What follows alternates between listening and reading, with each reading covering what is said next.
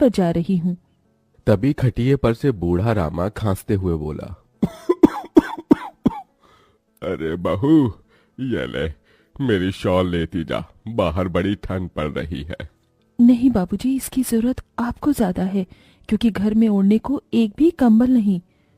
माँ, आज हम तीनों भी आपके साथ चलेंगे खेत पर बच्चों, तुम्हारे पास स्वेटर भी नहीं, सर्दी लग जाएगी। माँ, जल्दी तो आपको, गुलिया दीदी और तानी दीदी को भी लगेगी।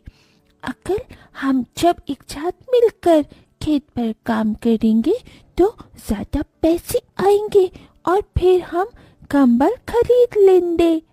मेरा राजा बेटा कितना समझदार हो गया है, माँ के दुख को समझने लगा है। सरिता अपने बच्चों के साथ खेत पर आती है, जो कि जंगल के पास पड़ता था। बच्चों, हमें आज के आज खेत जोतकर गाजर की फसल बोनी है। सरिता की चारों बिटिया और राजा भी कड़ी मेहनत से बंजर खेत को जोतते हैं और फिर सब मिलकर दिन बीतते हैं।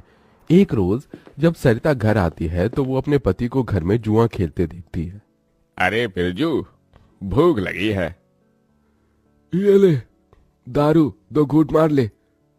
अरे खाली दारू, इसके साथ कुछ चखना मिल जाता तो मजा आ जाता। अरे देख बिरजू, तेरी लुगाई आ गई।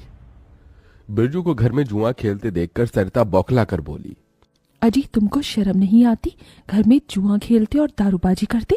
तो फिर बोली, अरे जानती नहीं, पति परमेश्वर होता है और पत्नी की जगह पति के पैरों में होती है। चल जल्दी से मेरे लिए अंडा ऑमलेट बना और गरम रोटी भी। तुम्हें अब मुफ्त का खिलाने को राशन नहीं मेरे पास। 6 बच्चे हो गए हैं, जानती भी हो इन सब का पेट कितनी मुश्किल से पाल रही हूँ मैं। तुम्हें तो जिम्मेदारी से मतलब ही नहीं। घर में बूढ़ा बीमार पिता है, तुम तो कमाने गए थे ना, फिर क्या हुआ? आते ही पैसे मांगने लगी। पति ने खाया पिया कि नहीं, ये तेरा बाप पूछेगा। नशे में तो बिरजू सरिता से अकड़ते हुए अपनी चमड़े की चप्पल निकालकर उसे बहुत पीटता है। ये ले, और लड़ाएगी जुबान? मैं कमाता नहीं तो क्या इस घर में मेरी इज्जत नहीं होगी? ये ले। बचाओ, ओह बचाओ, माँ को मत मारो पिताजी।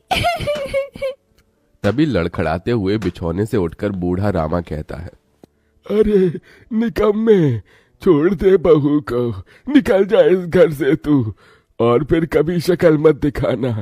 अरे ये मेरा घर है, मैंने बनाया है इसे।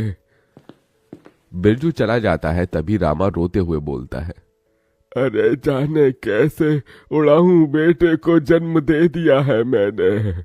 मेरे हाथों भारी गलती हो गई जो इसे तेरी शादी कराई। बहू माफ कर दे मुझे। पर उस 5 बेटियों की गरीब माँ का दुख एकदम से जोरदार तूफान उठा और झोपड़ी की छत हवा के झोंके से उखड़ कर गिर गई।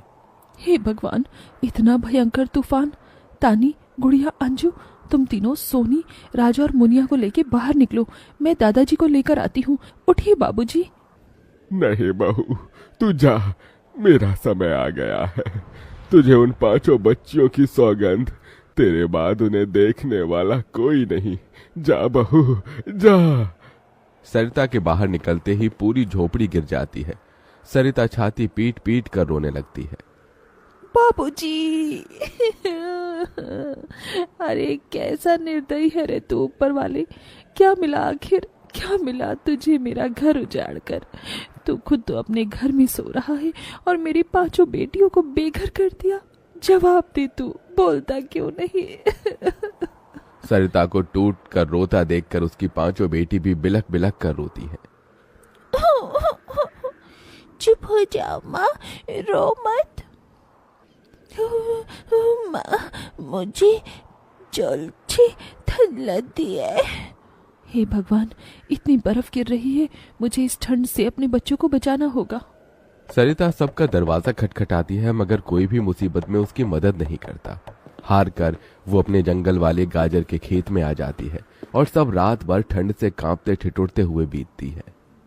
माँ, बहुत भूख लगी है। हाँ माँ, मुझे भी भूख लगी है। तभी सरिता की सबसे बड़ी बेटी तानी खेत में देखती है जहाँ लाल लाल गाजर उगे थे। देखो माँ, हमारे खेत में तो गाजर तैयार हो गए हैं। फिर तानी अपने सभी भाई बहनों को गाजर तोड़ कर देती है।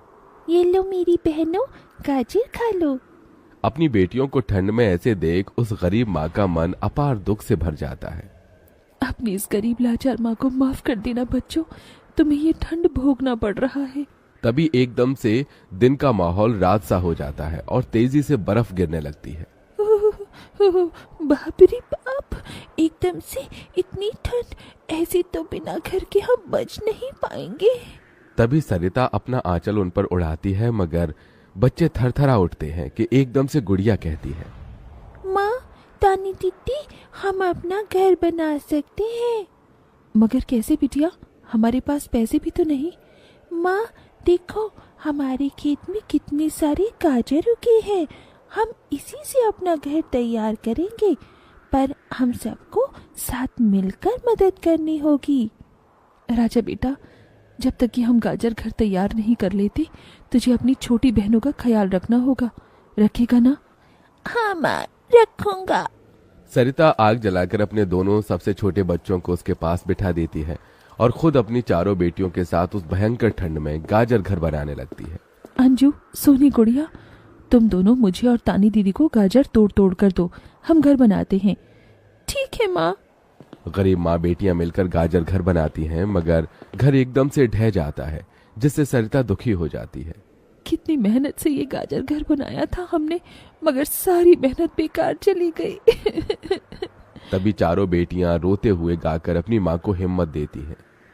जिंदगी की यही रीत है, हार के बाद ही जीत है, थोड़े आंसू है थोड़ी हंसी, आज गम है तो कल है खुशी, जिंदगी की यही रीत है, हार के बाद ही जीत है। मेरी बच्चियों। रोते हुए सरिता अपनी बेटी को गले से लगा लेती है। वो फिर कोशिश करते हैं, कई बार उनका गाजर घर बिगड़ता है। तभी गुड़िया कहती है, माँ, अगर हम अपना गाजर घर मजबूत बनाने के लिए पहले लकड़ी फट्टे से ढांचा बना लें, तो फिर हमारा गाजर घर नहीं गिरेगा। सब ऐसा ही करते हैं, जिससे उस बार उनका गाजर का आता है। सरिता अपनी पांचों बेटियों और बेटे के साथ घर के अंदर आती है। तब जाकर उनके शरीर को गर्माहट महसूस होती है। अरे वाह माँ, दीदी, आप सबने कितना सुंदर गाजर घर बनाया है, और ये कितना गुलाम भी है। तभी सरिता अपने बेटे बेटियों का मुंह देखती है। सबकी आंखों में भूख थी। मैं जानती हूँ तुम सबको भूख लगी है ना, अपनी माँ को एक दिन दे दो, मैं कल काम ढूंढ लूंगी। ठीक है, आज हम ये गाजर खाकर सो लेंगे। आप भी खा लो ना माँ, आपने 2 दिन से कुछ नहीं खाया। सोनी अपने नन्हे हाथों से अपनी गरीब माँ को गाजर खिलाती है। अगले दिन सरिता ठंड में इधर से उधर काम ढूंढने भटकती रहती है, मगर कोई उसे काम नहीं देता। इधर अब उसके खेत के गाजर भी खत्म हो गए थे, जिससे उसकी बेटियां भूखी थी और उसकी दुधमुही बेटी भूख से रोई जा रही थी। माँ, मुन्ना को भूख लगी है, उसे खाना चाहिए। छोटे बच्चे खाना नहीं खाते राजा, इसे दूध पीना है। ताहे बाहर गाय आई है। सरिता अपनी बेटियों के साथ बाहर आकर के थन से दूध की धारा बहे जा रही थी। इस गाय के थन में कितना दूध गिर रहा है। सरिता गाय का गर्म दूध अपनी बेटी को पिलाती है। तभी गाय उसके खेत में जाकर गोबर कर देती है, जिससे एकदम से जादू होता है और खेत लाल चमकदार गाजर से भर जाता है। माँ, ये तो कोई जादुई गाय लगती है। देखो, हमारे खेत में कितने गाजर उगाए। हाँ गुड़िया, मैं जादुई गाय हूँ। मुझे वरदान प्राप्त है, जिस भी बंजर खेत में मैं गोबर करूंगी वो फसल से भर जाएगी। मैं इससे पहले भी तुम्हारे खेत में आई थी। इसका मतलब गौ माता, आपकी वजह से उस वक्त भी मुझ गरीब के बंजर खेत में गाजर उगी थी। आपका कोटि कोटि धन्यवाद गौ माता। माँ, तुम काम ढूंढ रही थी ना, अब मैं ढूंढना। तुम तो कितना अच्छा गाजर का। वो घी खोया तैयार कर लेती है। गाजर का हलवा बड़ा स्वादिष्ट एंड पैसे भी मिल रहे हैं।